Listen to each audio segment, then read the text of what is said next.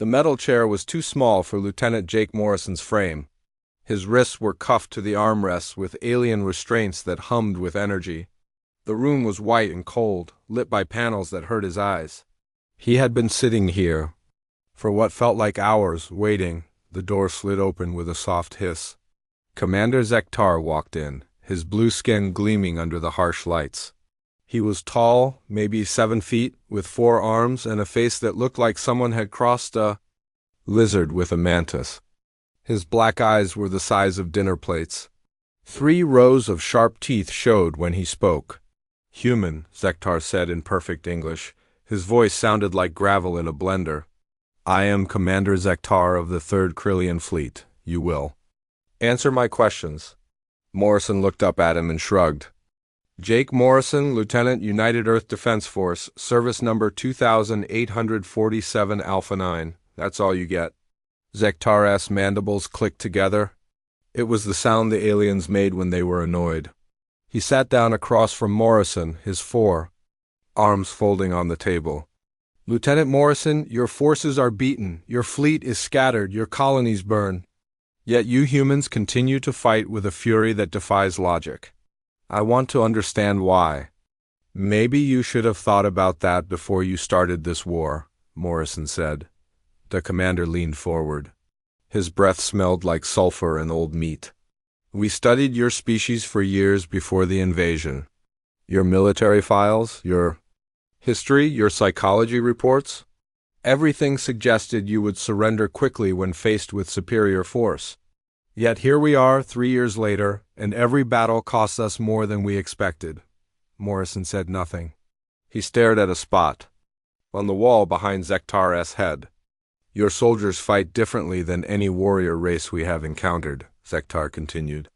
"They do not seek glory or honor. They do not rage in battle fury like the Thrakari. They do not calculate odds like the Vorth. They simply refuse to stop. Why? You really want to know?"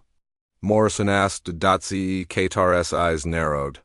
"Yes." Morrison leaned back in his chair as much as the restraints would allow. "Fine, I'll tell you about Lisa Park." "Who is Lisa Park?" "Sergeant Lisa Park, 3rd Marine Division. She was stationed on New Harmony when you bastards showed up." Morrison's voice was calm, but his jaw was tight. New Harmony was supposed to be a safe world. Farming colony, about 50,000 people, families, kids, old folks. No military value at all. Zektar pulled out a small device and set it on the table. It began recording. "Continue." "Your fleet hit New Harmony on a Tuesday morning. Plasma bombardment from orbit, then landing craft. The colony had maybe 200 militia members and 1 squad of Marines for protection, Lisa's squad." Morrison closed his eyes for a moment, remembering. The evacuation order came through right away. All civilians to head for the mountain. Shelters while the militia bought time, standard procedure. But there was only one road through the mountains to reach the shelters, and it went through Copper Pass. "A choke point," Zektar observed. "Yeah, a narrow cut between 2 peaks, maybe 30 yards wide. Perfect place for a small force to hold off a larger one, at least for a while. Lisa volunteered to hold the pass while the civilians got clear." Zektar's mandibles clicked again. "1 squad against our forces? Foolish." Morrison's eyes opened, and they were cold. "You think so? Let me tell you what happened next." The lieutenant shifted in his seat.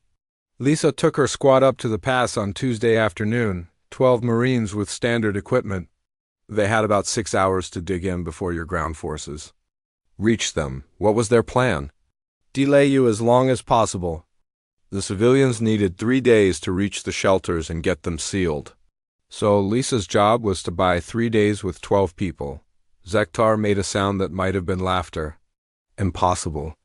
"That's what I thought too, when I heard about it later," Morrison said, "but Lisa didn't see it that way. She looked at that pass and saw opportunity. See, New Harmony was a mining colony. The pass was full of old mining equipment, abandoned shafts, and enough industrial explosives to level a small city."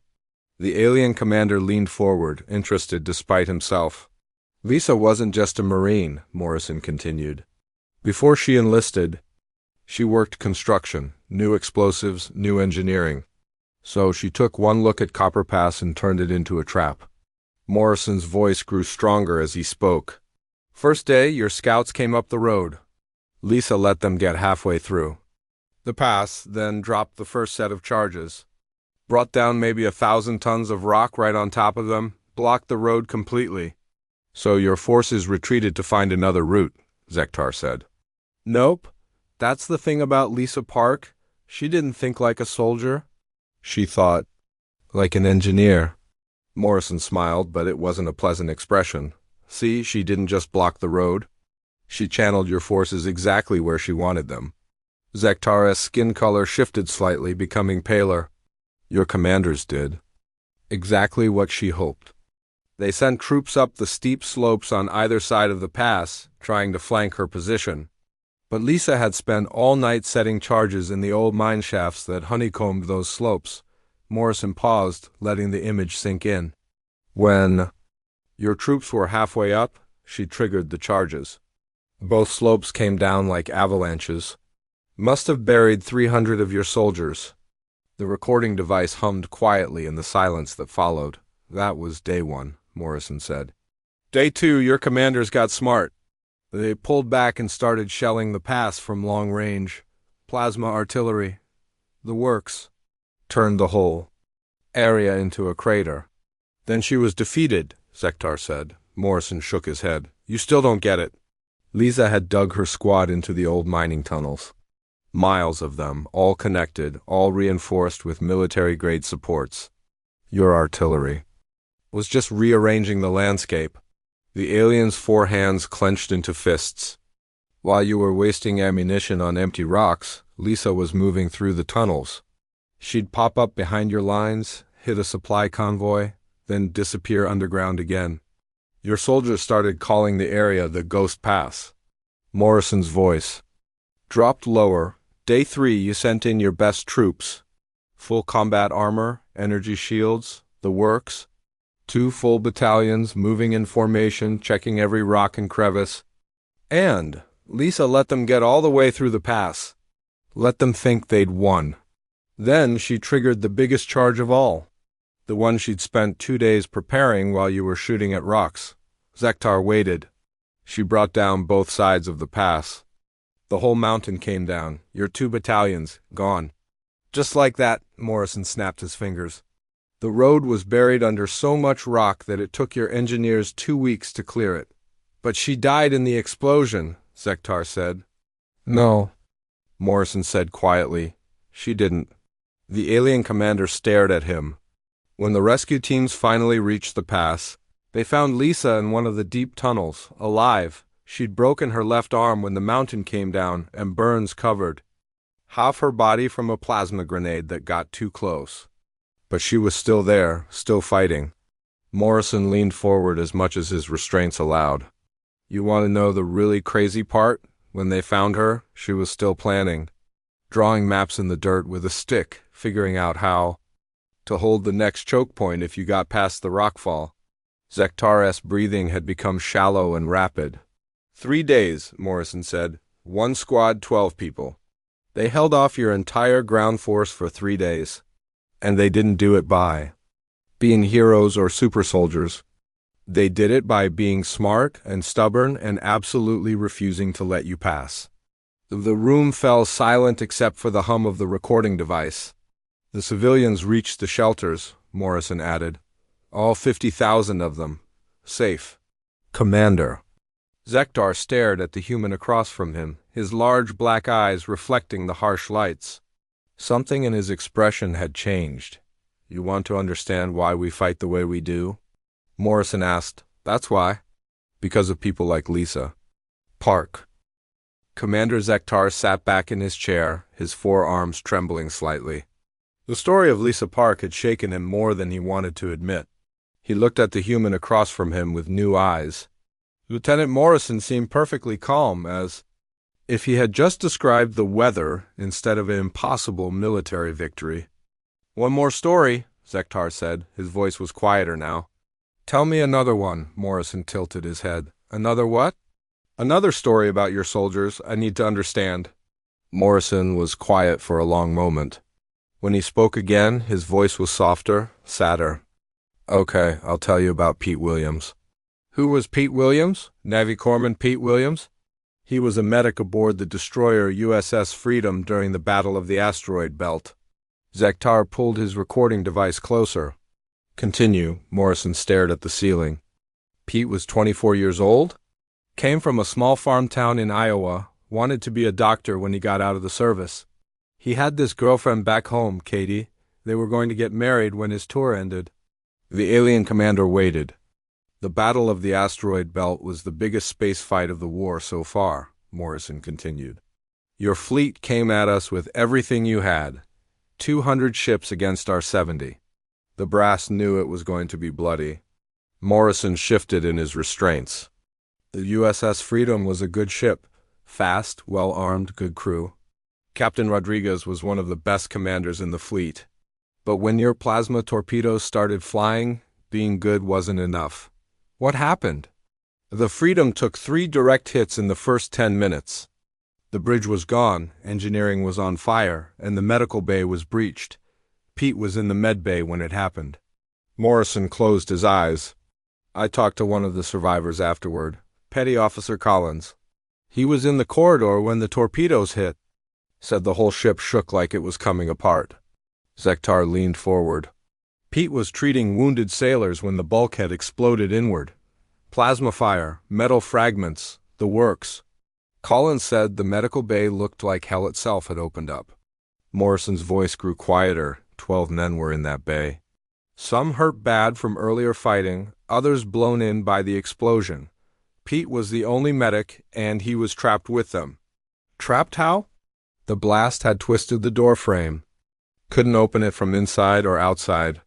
The corridor beyond was exposed to space, so even if they could get the door open, there was nowhere to go. Zektar's mandibles clicked nervously. But that wasn't the worst part, Morrison said. The ship's life support was failing. The main generators were offline, and the backup power was dying fast. The medical bay was losing atmosphere through a dozen small holes in the hull. The alien commander felt his 3 hearts beating faster. Collins was outside in the corridor, sealed into his emergency suit. He could see through the medical bay's viewport. He watched Pete assess the situation in about 10 seconds. Morrison opened his eyes and looked directly at Zektar. Pete had maybe 30 minutes of air left in the room. The wounded men needed at least an hour for him to stabilize them enough to survive. The math was simple. There wasn't enough air for everyone. So he evacuated the less wounded, Zektar said. Morrison shook his head. No, he couldn't. The door was jammed, remember? And even if he could open it, the corridor was vacuum. The men would die instantly. Then what did he do? Pete Williams looked at those 12 men, all of them looking at him with hope in their eyes, and he made a choice that still gives me nightmares. Morrison paused, gathering himself. He sealed the medical bay's isolation chamber. It was designed for quarantine cases, with its own air supply. Small room, maybe 8 by 10 feet. Pete got the 6 most critically wounded men into that chamber and sealed it shut. Zektar waited. Then he did something that Collins said he'll never forget as long as he lives. Pete took his own emergency air tank and connected it to the isolation chamber's life support system. The alien's skin grew paler. Pete gave his air to the men in the chamber, all of it. Collins watched through the viewport as Pete worked on. The other 6 wounded men, the ones too hurt to move into the chamber. Pete knew he was going to die, but he kept working anyway. Morrison's hands clenched into fists. Collins said Pete moved slower and slower as the air ran out. His hands started shaking, but he never stopped. He was performing surgery on a kid. Named Danny Murphy, engine room tech, had shrapnel in his chest. While suffocating, Zektar said quietly. Yeah, Pete's face was turning blue, his movements getting clumsy, but he kept working on Murphy. Collins was pounding on the viewport, trying to get Pete to save himself somehow, but Pete just looked at him once and smiled. The room was silent except for the hum of machinery. Collins said that smile was the worst part. Pete wasn't scared or angry or sad, he was just determined. Like this was exactly what he was supposed to be doing. Morrison took a shaky breath. Pete finished the surgery on Murphy with maybe 2 minutes of air left. Then he moved to the next wounded man, a gunner named Rodriguez who had burns on his arms. How could he keep working? Training, discipline, whatever you want to call it. Pete Williams was a medic, and medics don't quit. Morrison's voice was fierce now. Collins watched Pete bandage Rodriguez's burns while Pete's own vision was going dark from lack of oxygen. Zektar realized he was holding his breath. The last thing Pete did was check on the men in the isolation chamber. Made sure their air supply was steady, that the wounded were stable. Collins said. Pete pressed his hand against the chamber's window and nodded to the men inside. Then he died, Zektar said. Then he died, Morrison confirmed. Collins said. Pete just sat down next to his medical supplies, closed his eyes, and stopped breathing. His tools were still in his hands. The alien commander stared at Morrison, and the wounded? All 8 men survived. The 6 in the isolation chamber, the 6 Pete treated while dying, and the other 6 he'd already stabilized before the attack. When rescue teams finally cut through to the medical bay 2 hours later, they found 18 living sailors and 1 dead hero. Morrison looked directly into Zektar's black eyes. Danny Murphy, the kid Pete operated on while suffocating, went on to become chief engineer on the battleship New York. He named his first son Peter. Zektar's 4 hands were shaking now. Rodriguez, the gunner Pete bandaged in his final moments, saved 3 colonies from your raiders last year. Every time someone asks him why he fights so hard, he tells them about a medic who died to keep him alive. Morrison leaned forward. You want to know why we fight the way we do? It's because of people like Pete Williams. Because we know that somewhere out there, someone might need us to be as brave as he was? But why? Zektar asked, his voice barely a whisper. Why would he sacrifice himself for strangers? Morrison smiled, but it was a sad smile. That's the thing you don't understand about humans, Commander. They weren't strangers to Pete. They were his shipmates, his responsibility. And Pete Williams was the kind of man who would rather die than fail the people counting on him? The alien commander looked down at his recording device. The small machine seemed insignificant now, unable to capture the weight of what he had just heard. Collins kept Pete's medical kit, Morrison added quietly. Said it was the least he could do. The tools Pete died holding are in a memorial case on the New York Now. Danny Murphy polishes them every week. Zektar realized that his understanding of human warfare was changing. These weren't just soldiers following orders or fighting for glory. They were something else entirely. Tell me, the alien said slowly, are there more stories like this? Morrison looked at him with something that might have been pity. Commander, I could tell you stories like this all day. Every ship, every unit, every battle. We all have them. Zektar felt a chill run through his body that had nothing to do with the temperature of the room. Commander Zektar sat in silence for several minutes after Morrison finished the story about Pete Williams. The alien's breathing was uneven, and his blue skin had taken on a gray tint. He kept looking at his recording device as if it might somehow explain what he was hearing. These stories, Zektar said finally, they disturb me. Morrison raised an eyebrow. Good, they should. Your people fight without logic, without self-preservation. It is not natural. Maybe not for your species, Morrison said. But it's perfectly natural for us. Zektar's mandibles clicked rapidly. Tell me another story. Morrison studied the alien commander's face. Something had changed in Zektar's expression. The arrogance was gone, replaced by something that looked almost like fear. You sure you want to hear another one? Morrison asked. Yes, I must understand. Morrison nodded slowly. Okay, I'll tell you about Amy Chun. Who was Amy Chun? Captain Amy Chun, fighter pilot. One of the best we had? Morrison's voice carried a note of respect. She flew a Wasp-class interceptor. Small, fast, armed with plasma cannons and missiles, perfect for hit-and-run attacks. Zektar activated his recording device again. Amy was part of a reconnaissance squadron operating near your homeworld. Deep space patrol, looking for fleet movements, supply convoys, that sort of thing. Dangerous work. How dangerous? The kind where you don't expect to come home, Morrison said. But Amy volunteered for it anyway. She said someone had to keep an eye on you bastards. The alien commander flinched at the casual insult. The mission was supposed to be simple.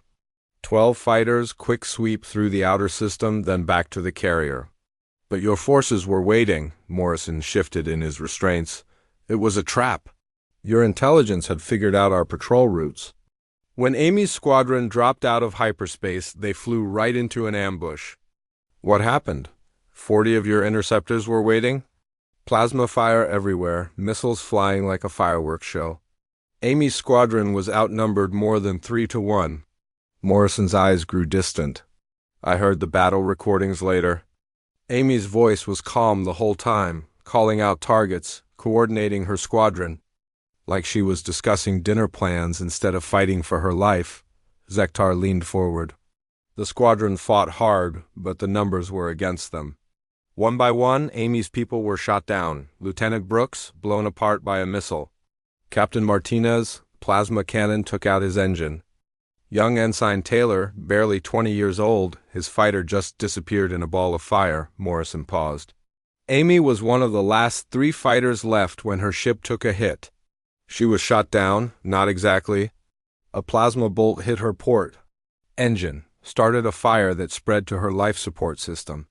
Her oxygen was venting into space and her navigation computer was fried. Zektar's 4 hands clenched. Any sane pilot would have ejected right then.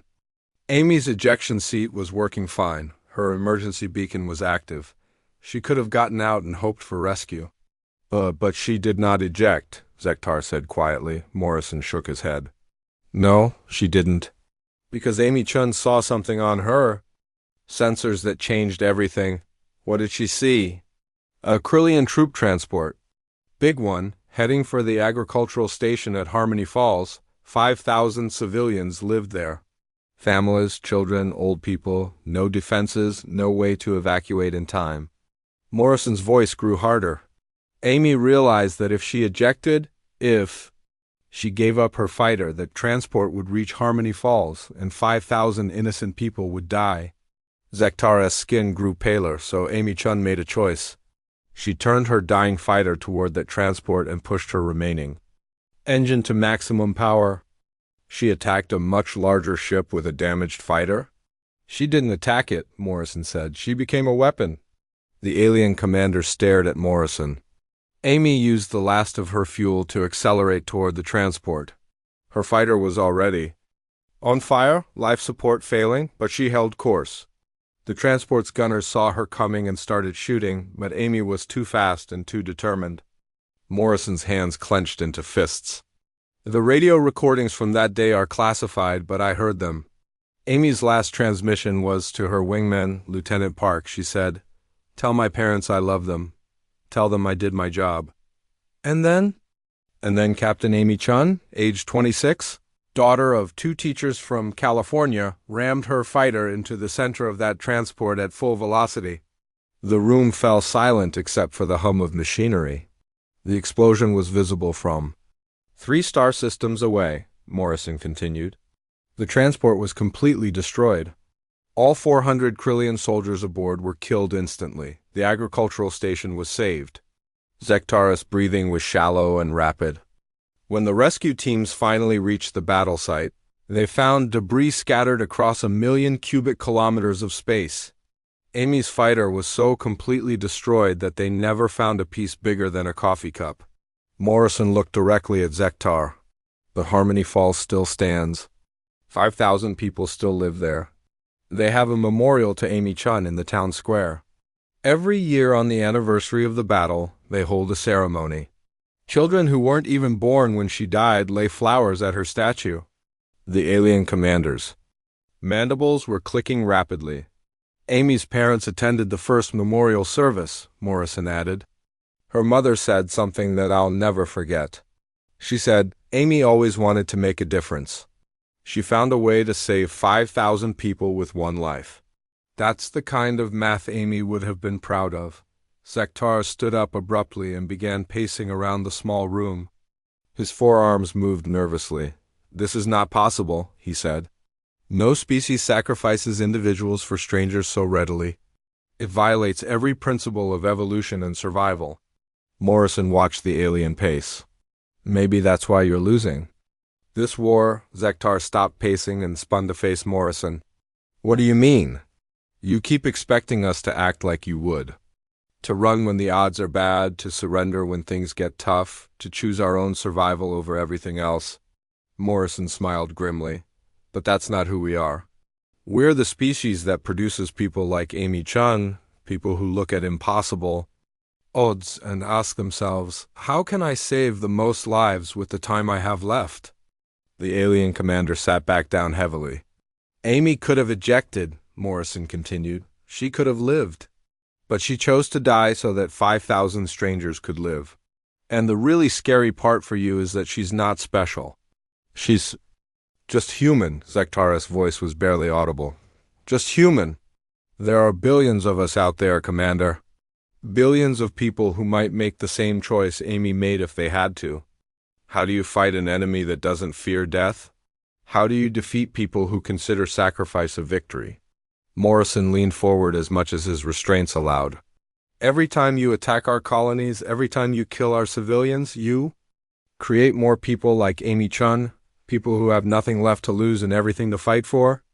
Zektar looked down at his hands. This war, we thought it would be simple. Quick conquest, minimal resistance. Yeah, well, that was your first mistake, Morrison said. You assumed we were like you, but we're not. We're something else entirely.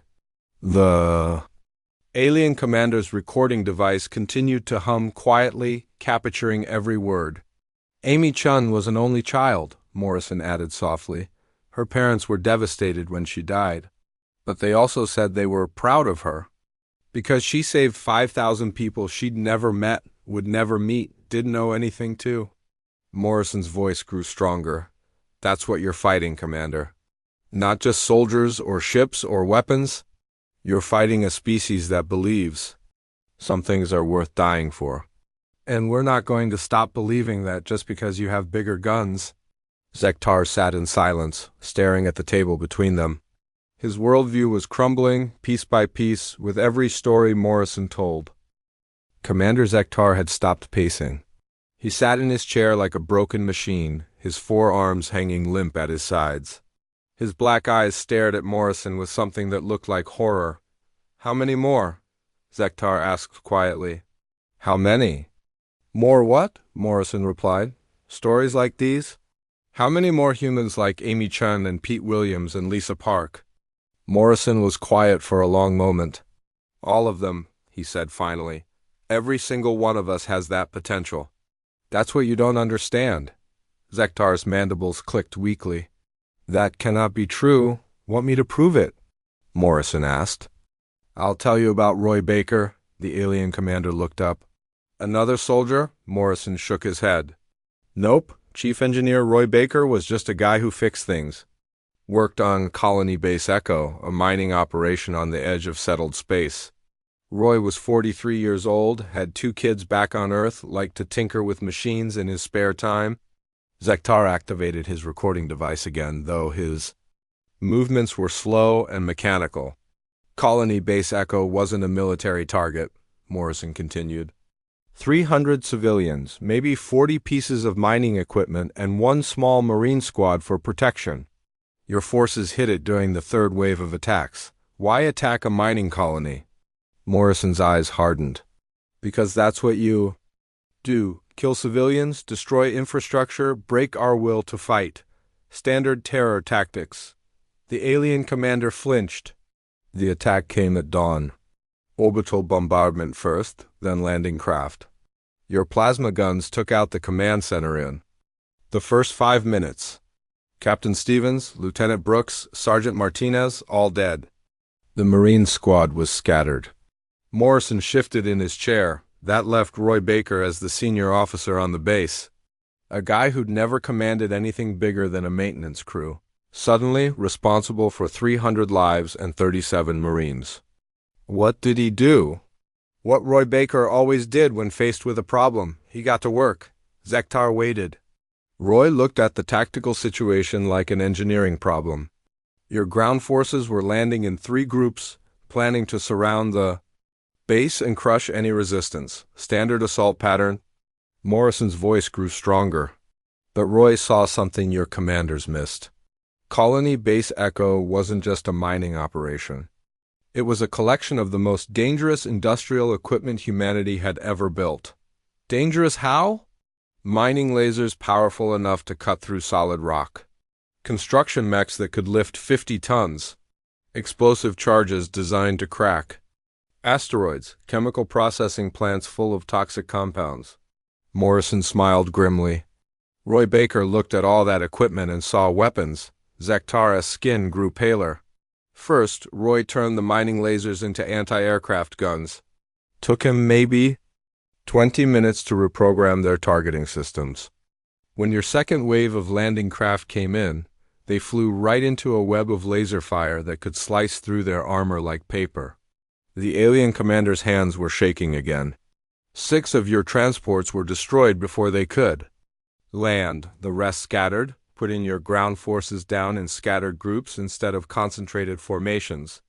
That was exactly what Roy wanted. Morrison leaned forward. Then he got creative. Roy took the construction mechs and welded armor plating to their fronts, mounted plasma cannons on their arms.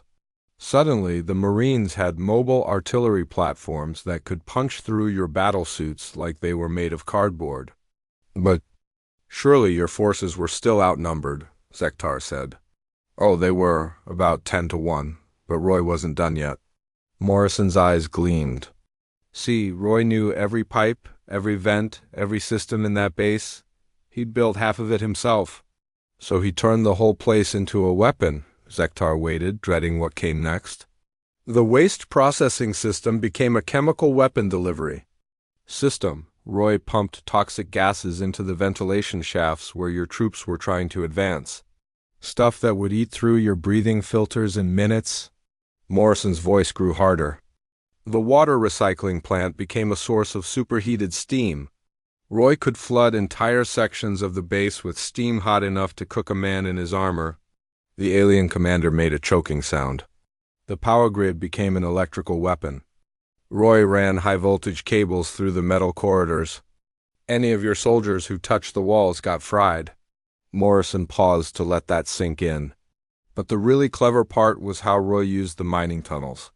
The base sat on top of miles of excavated passages. Roy turned them into a 3-dimensional battlefield. How? Your troops expected to fight on the surface, room to room through the base buildings. Instead, Roy had his Marines pop up from tunnel entrances behind your lines, hit your supply units, then disappear underground again. Morrison's voice carried a note of admiration. Roy didn't just defend the base. He turned it into a maze of death traps. Your soldiers never knew if the next door they opened would release poison gas or explode or electrocute them. Zektara's breathing was rapid and shallow. And through it all, Roy was everywhere at once. Commanding the Marines, repairing damaged systems, even taking sniper shots from the command tower when he had a clear target. For how long? Zektar asked weakly. 18 hours, Morrison said. 18 straight hours, Roy Baker held colony. Base Echo against overwhelming odds. No sleep, no rest, moving from crisis to crisis. The alien commander stared at Morrison.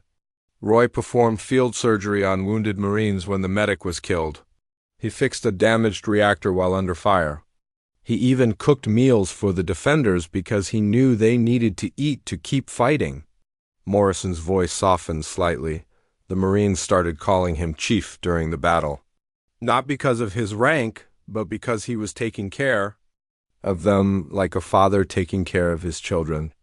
Zektara's mandibles clicked weakly. When your commanders realized they couldn't take the base by direct assault, they pulled back and called for reinforcements. That should have been the end. Fresh troops, more equipment, overwhelming firepower.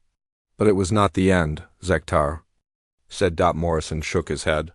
Nope, because by then, word of the battle had spread. Other human forces in the sector heard that Colony Base Echo was under attack. The 300 civilians and 1 stubborn engineer were holding off an entire Krillian assault force. The alien commander closed his eyes. Help came from everywhere. The cruiser New York changed course and came running. Marine units dropped everything and headed for Echo Base. Even civilian ships joined the relief fleet. Morrison's voice grew, triumphant. When the reinforcements arrived, they found Roy Baker unconscious at his command console. He'd been awake for 56 hours straight, coordinating the defense, keeping everyone alive through sheer stubborn determination. And the base? Still standing, all 300 civilians alive. Your assault force was completely destroyed. Roy had turned a mining colony into a fortress that broke an entire Krillian regiment. Zektar opened his eyes, and they were filled with something that looked like despair. Roy Baker wasn't a soldier, Morrison continued. He was just a guy who fixed things for a living. But when 300 people needed him to be more than that, he became more than that. Morrison leaned forward. That's what you're fighting, Commander. Not just professional soldiers, but ordinary people who become extraordinary when they have to. Farmers who become generals. Teachers who become warriors. Engineers who become heroes. The alien commander's voice was barely audible. We cannot win this war. Now you're starting to understand, Morrison said. You're not fighting an army. You're fighting an entire species that refuses to surrender. A species that turns ordinary people into legends when push comes to shove. Morrison's voice grew gentle, almost pitying. Roy Baker went back to fixing machines after the war. But the Marines he saved named their children after him. The civilians he protected built a statue in his honor. And somewhere out there, another engineer is looking at the same choice Roy faced and making the same decision. Zektar sat in silence, staring at his hands. How many Roy Bakers are there in your empire? Morrison asked quietly. How many of your people would sacrifice everything to save strangers? How many would turn a mining colony into a fortress just because it was the right thing to do? The alien commander had no answer. Morrison watched Zektar's face crumble as the full implications hit home. The Krillian Empire had chosen to make war against something they could never defeat. Not because humans were stronger or smarter or better armed, but because they were human. Commander Zektar sat motionless in his chair for what felt like hours. His forearms hung at his sides like broken branches. His breathing was shallow and uneven. The recording device on the table continued its quiet humming, but he seemed to have forgotten it existed. Morrison watched the alien commander with something that might have been sympathy. You okay there, Commander? Zektar looked up slowly. His black eyes were dull, lifeless. These stories you tell, are they real? Every word, Morrison said quietly. Lisa Park, Pete Williams, Amy Chun, Roy Baker. Zektar spoke each name like he was reading from a memorial wall. They are all real people. Morrison nodded. I knew Roy personally. Served under Amy's command. For 6 months. Pete saved my life once during a boarding action. Lisa taught my sister how to use explosives in basic training. The alien commander's mandibles clicked weakly. Your greatest warriors, Morrison shook his head. No, that's what. You still don't understand. Zektar looked confused. What do you mean? Lisa Park wasn't a great warrior? She was a sergeant with 3 years of service. Amy Chun was a decent pilot, but not exceptional. Pete Williams was fresh out of medical school. Roy Baker fixed machines for a living. Morrison leaned forward as much as his restraints allowed. These weren't your enemy's greatest champions, Commander. They were just ordinary people who did what needed to be done. The alien's skin grew even paler. You want to know the truth about humanity? Morrison asked. The real truth that's going to give you nightmares for the rest of your life? Zektar nodded slowly, though he looked like he was afraid to hear the answer. Morrison's voice grew quiet but firm. Every story I told you represents normal human behavior. Lisa Park holding that mountain pass? That's what we teach our children to do when innocent people are threatened. Pete Williams dying to save his patients? That's what we expect from our medics. Amy Chun ramming that transport? That's what our pilots are trained to do when civilians are in danger. The alien commander's hands began to shake. We don't build statues to these people because they were special, Morrison continued. We build statues to them because they represent what every human should aspire to be. Zektar's voice was barely a whisper. All of you? Morrison smiled, but it wasn't a pleasant expression. Commander, let me tell you about human children. The alien waited, dreading what came next. When human children are small, we tell them stories. Stories about people who gave everything to protect others. Stories about heroes who chose to do the right thing even when it cost them their lives. Morrison's voice grew stronger. We have a story about a man who died on a cross to save humanity. We have stories about soldiers who threw themselves on grenades to save their friends. We have stories about mothers who walked into burning buildings to rescue their children. Zektar's breathing became rapid and shallow. Our entertainment celebrates sacrifice. Our movies, our books, our songs, they're all about people who gave up everything for others. The greatest heroes in human culture aren't the strongest or the smartest or the richest. They're the ones who died for something bigger than themselves. Morrison leaned back. We raise our children on these stories, Commander. Every human child grows up learning that the highest honor in life is to sacrifice yourself for others. The alien commander made a choking sound. And it's not just stories, Morrison continued.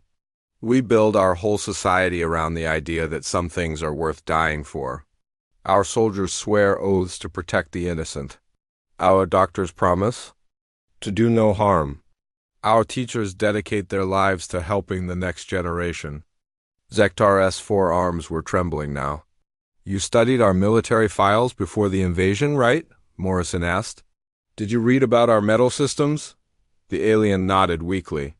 Our highest military honors don't go to the people who kill the most enemies or win the biggest battles. They go to the people who save lives.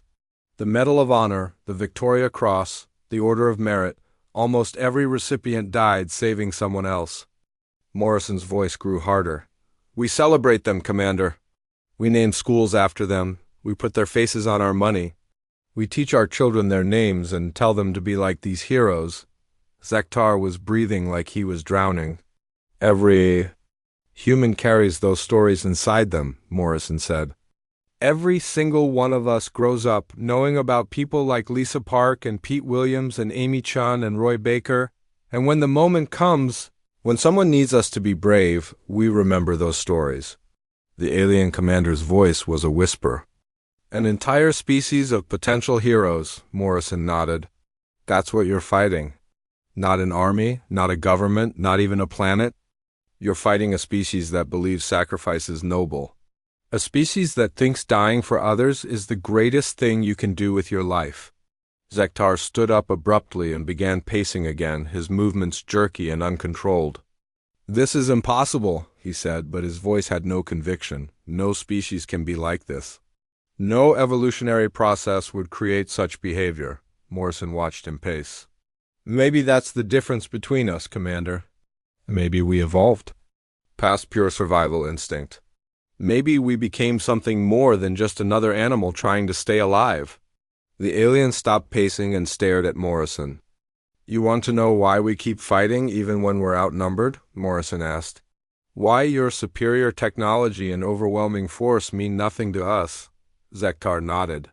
Because we're not fighting for ourselves.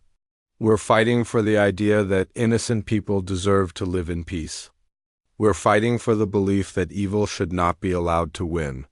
We're fighting for the hope that our children will inherit a better universe than we did. Morrison's voice grew passionate. And as long as one human believes in those ideas, you can't win. Because that one human will fight like Lisa Park, sacrifice like Pete Williams, choose duty like Amy Chun, and innovate like Roy Baker. The alien commander sank back into his chair like his strings had been cut. Every colony you attack creates more humans like them, Morrison continued. Every civilian you kill makes the survivors more determined. Every battle you win just proves to us that we need to fight harder. Zektar's voice was hollow. We have killed millions of your people. Morrison's eyes blazed. And every one of those millions had friends, family, loved ones who now have nothing left to lose. You've created an entire species with a personal grudge against you. The alien commander looked down at his hands. What have we done?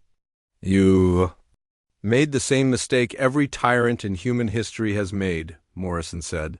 You assumed that fear would make us surrender. But fear doesn't make humans surrender, Commander. It makes us angry, Morrison leaned forward. And angry humans are the most dangerous thing in the universe.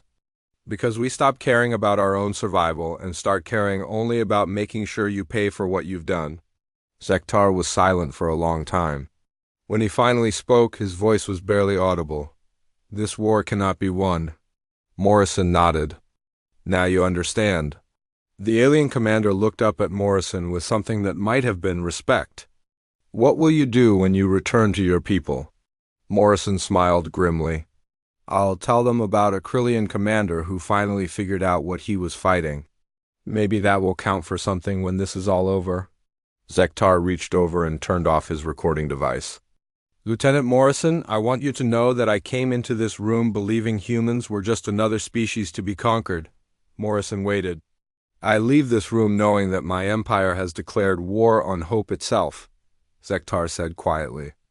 And hope, it seems, is harder to kill than we thought. The alien commander stood up slowly. Guards will escort you back to your cell. But I wanted to say I understand now why you fight. Morrison watched Zektar walk toward the door. Commander?